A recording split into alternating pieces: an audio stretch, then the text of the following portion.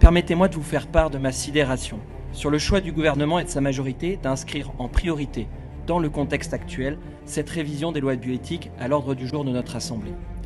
Il ouvre à des couples de femmes et à des femmes seules l'accès à l'assistance médicale à la procréation, sans retirer aucun droit à personne. Il existe dans notre droit positif un droit de l'enfant à avoir à la fois un père et une mère, et cela existe tout simplement parce qu'il existe ce que l'on appelle l'action en recherche. Parents et géniteurs sont deux choses différentes, différentes. Être géniteur est une chose, être parent c'en est une autre. Donc il s'agit bien effectivement d'un choix délibéré, d'un choix politique, mais qui n'a rien à voir en réalité avec les débats propres à nos lois de bioéthique telles que nous les concevons depuis 1996. L'accès à la PMA pour les femmes seules, non seulement d'ailleurs il ne s'y est pas opposé, il a même dit qu'il était légitime de l'offrir à toutes les femmes seules veuves.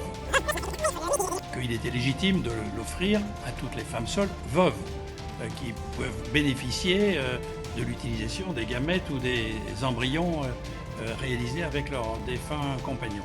À l'heure où l'écologie devient une préoccupation pour un nombre croissant de Français, ne devrions-nous pas mieux respecter la nature humaine, en privilégiant dans nos politiques publiques, en particulier la politique familiale, la procréation naturelle plutôt qu'artificielle?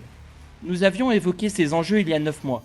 Depuis octobre, quelles actions ont été mises en œuvre pour préserver la fertilité, améliorer la politique familiale, sanctionner le tourisme procréatif ou transplantatoire?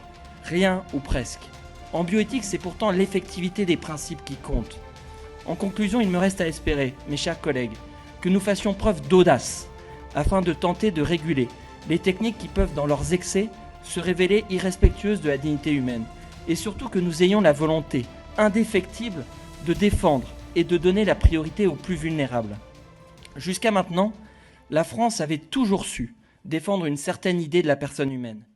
Il faudrait que nos débats, dans le respect, lui permettent de garder ce cap essentiel d'une bioéthique